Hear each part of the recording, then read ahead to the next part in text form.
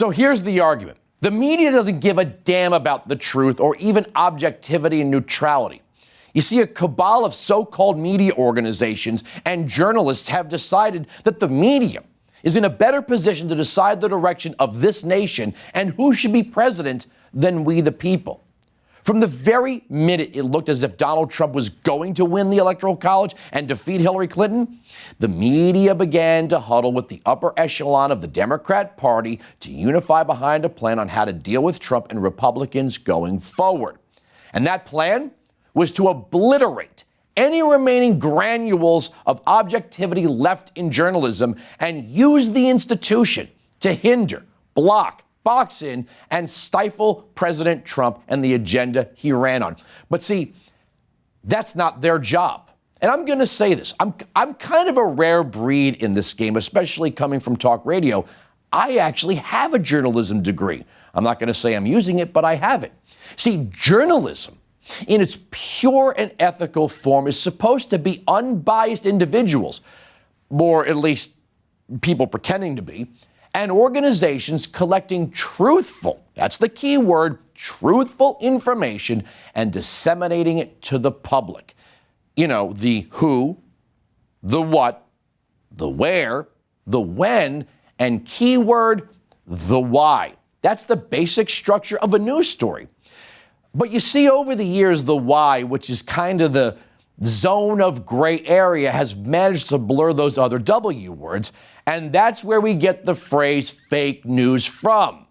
This is the source of the wild and at times insane claims about President Trump and Republicans. And the media has worked directly with the Democrats to concoct the Trump-Russia collusion narrative, for example, even though it collapsed and it blew up in their faces. Media figures like, Clinton chief of staff, former Clinton chief of staff turned media star, George Stephanopoulos. No relationship there between the media and the Democrats. They still look right into the camera and they say with a straight face that there was, in fact, collusion. I have a phony witch hunt, which is just a phony pile of stuff. Mueller comes out, there's no collusion, and essentially a ruling that no obstruction, and they keep going with it. You know what? People are angry about it.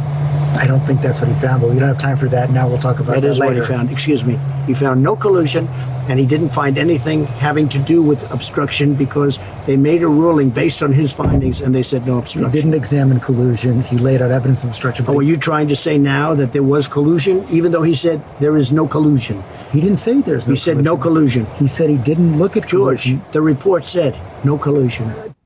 See, even though, and we saw it coming, there was going to be no collusion, the media used its own conjecture and not facts as the basis of its so-called reporting. But Donald Trump, being an extremely media-savvy figure in his own right, has had no problem shutting them down. And guess what? They hate him even more for it. They like their Republicans weak and squishy. The worst example of this beyond the Trump-Russia thing was the purposeful editing of President Trump's response to the tragic events at Charlottesville. When Donald Trump made the statement about good people on both sides, there was a person that had been killed in Charlottesville. The both sides comment that he made, the notion that there are good people on both sides, that is the heart of Donald Trump. He was hailing the white nationalists and saying that there are good people on both sides. Never once, not ever, not even in the most stretching of Donald Trump's words did he ever praise white nationalists or the KKK. It never happened. Notice they don't actually play the president in his own words. No matter what he says, they run in the opposite direction, deciding what he said, and they report that as fact. He never once, not ever, praised white nationalists. And let me close. If you haven't heard it, here's what Trump actually said time and time again about what took place at Charlottesville and his feelings about it. To anyone who acted criminally in this weekend's racist violence, you will be held fully accountable. justice will be delivered. As I said on Saturday, we condemn in the strongest possible terms this egregious display of hatred, bigotry, and violence.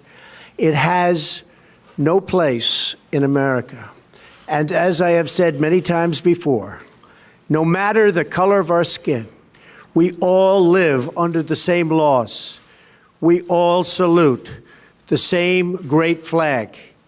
And we are all made by the same Almighty God.